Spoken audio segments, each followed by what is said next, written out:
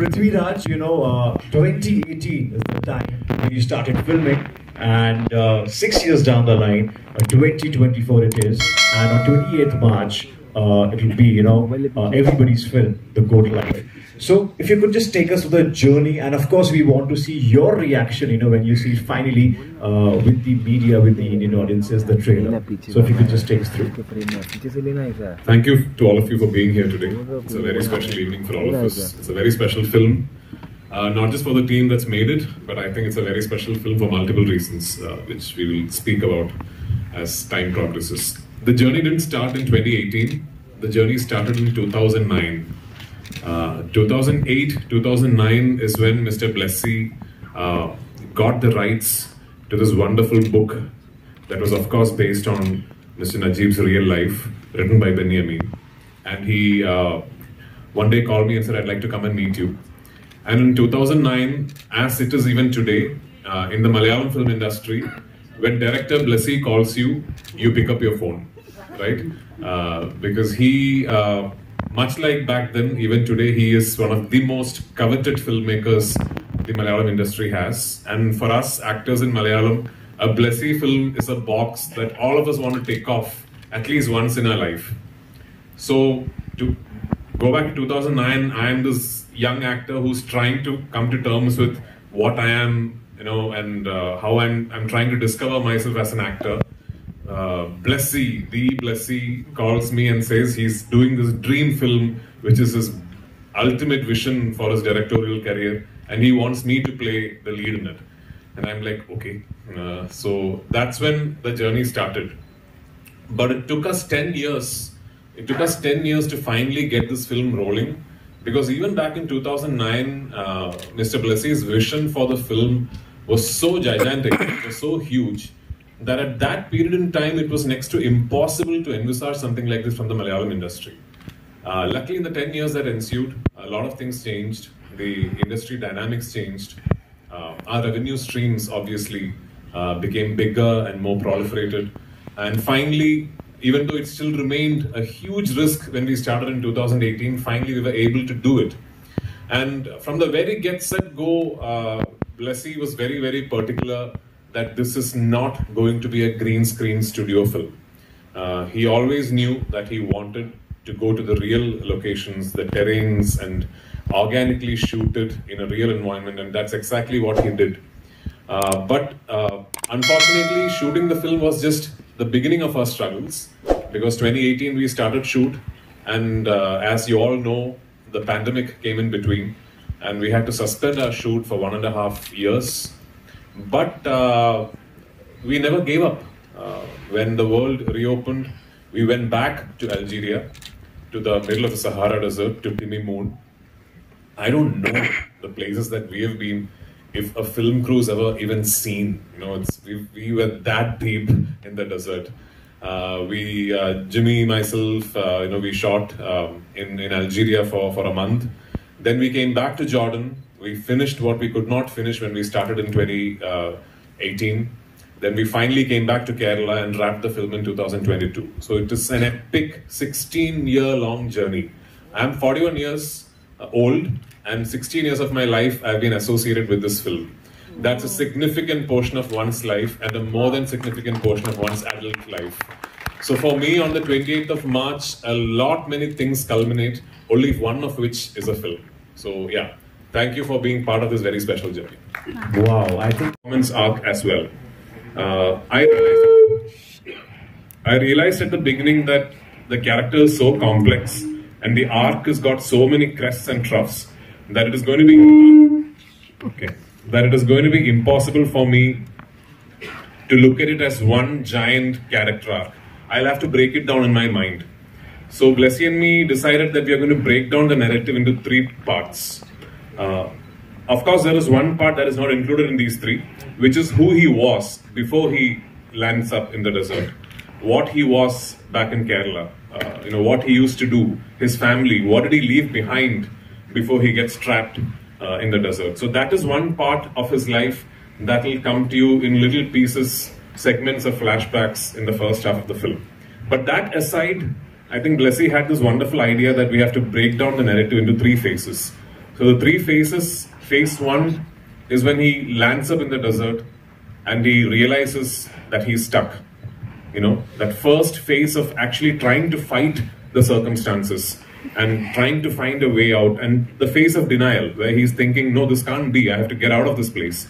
And the performance is metered to that emotional graph where he is just not ready to believe that this is happening. So the performance is metered like that. Then the narrative breaks at one point, and then you see him a few months later. Where he's slightly thinner, his hair is grown, his beard is grown, and he's angry. He's angry because that's a phase where he's questioning everything about his predicament. The biggest question in his mind is, why me? And he's angry at himself, he's angry at the circumstances, he's angry at God. And so the performance is metered to that in that one phase. And then the narrative breaks at another point, and then you meet this man 3 years later, where he's completely different. He is no longer the man who you saw. He is more animal than man, because for the last 3 years, the only conversations he's had, are with the animals. So then you meet this broken man who's now come to terms with the fact that this is something he will have to live through. And he will have to go to the other end of this experience. And the other end of it might be death, might be escape, might be salvation.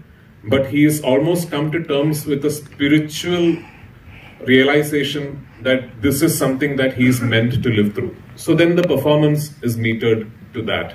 So that's the way I broke down the character arc in my mind. And this was a discussion that Blessy and me have had over many days, many months actually. And I should thank him for letting the actor's interpretation take so much space into the style of filming, because he did actually then design the way he filmed the entire film on this classification that I just told you about. It's on fasting. And there was a consensus between my trainer, my nutritionist, the doctors on set, we had doctors on sets, that there is no healthy way to do it, that there is no healthy way that somebody can lose 31 kilos. So you just try and be as safe as you can.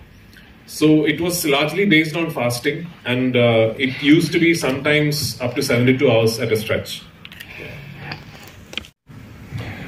So I just think that this is part of a natural evolution of cinema as an industry, as a business, that we were always headed here. And as exhibition sector and means of bringing your content to the end user, as that has evolved, as streaming services have come in, as satellite television has come in, accessibility to content is now a lot more easier. Somebody sitting in Jharkhand today, if he hears of a good Malayalam film, there's a way to see it. Somebody sitting in Cochin like me, if I hear of a good Assamese film, there's a way to see it. So this phenomenon would then automatically and thankfully mean that slowly we tend to be more open to seeing content in other language. As far as Malayalam cinema is concerned, we are blessed at the moment to be going through a great phase in terms of consistently churning out some really, really good content.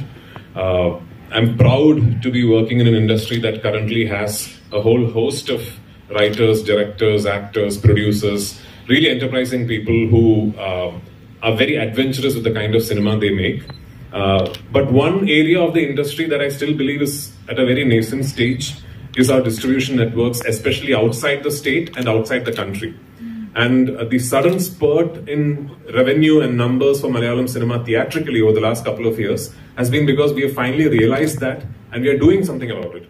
We are trying to now find systems and networks and put them in place to make sure that our cinema travels the world and our cinema is accessible in big screens, in theaters for people to come and watch them.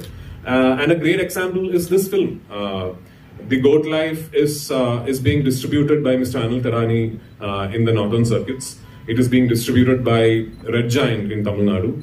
It is being distributed by Maitri in Andhra and Telangana, by Hobale in Karnataka, and by my own company, Prithviraj Productions in Kerala. So this synergy between these 5 distribution houses is happening not just because the film is special, but also because we realize that's the way forward. That we will all now have to work together for each other's films so that eventually, like all of us keep repeating, in a not too distant future, we'll all be just doing Indian cinema. I'm lucky to have great directors like Mani Ratnamji, that Blessy is here, Imtiaz Ali and Anand Rai and Rakesh Mehra. So that's a secret. Yeah. Jimmy, there's get from your character,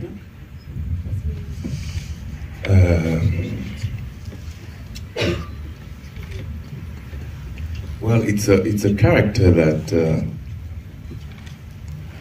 that appears in a moment where Najib's character was really in grave danger. He's almost like an angel that appears out of nowhere. I think what I would like the audience to go home with is the fact that you can decide to do something great for someone without expecting anything in return, just because of the sake of humanity. And if it does that, then I'll be happy. Your character, but representing that look. Yeah, so I mean, it was very so different from the characters that you have already performed. Yeah, I mean, I've done quite a number of films, so it was important for us to always not lose sight of the fact that the look of the character is not the cause, it is the effect. The look is merely a reflection of what this man had to live through. It is the circumstances that he had to fight against that make him look the way he eventually does. So the discussion was not particularly on what skin tone to achieve or what kind of hair to have. That was never the discussion we used to have when we were deciding on what this man should look like at each stage of his life or each stage of the ordeal. We always used to think of, okay, there's going to be a lot of sun exposure, right? Okay, so his skin has to go darker than you first meet him.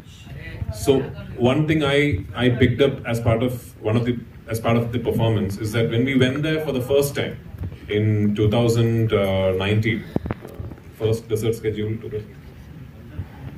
2020 beginning, when we went to Vadiram for the first time to shoot what we now refer to as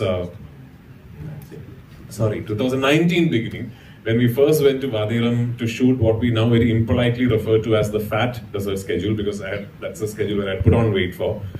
We were shooting one night, and I looked around the set and I realized everybody is blinking a lot. It's the wind and the sand. So I realized the director, my co-actors, the technicians, they were all blinking a lot. And then I sort of started watching the Bedouin animal experts we had on set, and these guys were blinking a lot. So in whatever kind of language I could manage to communicate to him, and he told me that they blink a lot so that the eyes don't dry up, because in the desert the eyes dry up very fast. So it's a trait that they almost subconsciously have cultivated, that they blink a lot. So then I realized that, okay, the frequency of blinking has to slowly go up on each stage. Like the second stage he blinks more frequently, and at the end it's almost like a nervous twitch that he has, that he keeps blinking. So the appearance, the mannerisms, everything came about through discussions like these. And plus, we had a makeup artist who I truly believe is one of India's finest talents. His name is Ranjit Ambadi. There were days when Mr. Blessy is a very easy filmmaker to work with, because he sometimes does the first shot at 3 AM and all that. So yeah, there were days when Ranjit and me had to be up at midnight, and I mean at 12 at midnight, and I had to start my makeup at 12:30 and finish my makeup around 2:30, 2:45, and be there at the desert to start shoot. And this is not like one off day, many days like that. This is a wonderful team that I had. We have a mind-blowing cinematographer called Sunil KS, who, I mean, the visuals that you've just seen are just tip of the iceberg. The way Sunil has made me look, made Jimmy look, made the other actors look. So it's just a team effort. It's not, the way the character looks, what you feel when you look at that man's face on screen. There are many people, many brains, a giant effort behind all that. Hi, Sunji. First of all, I think when I boarded this this train a little later, I mean, the kind of Prithviraj and Blessy and the years they have spent, I am just a drop in that ocean, frankly. They have really, जिसे साधना कहते हैं ना, इन्होंने साधना की है और उस साधना का थोड़ा सा प्रसाद मुझे भी मिल गया।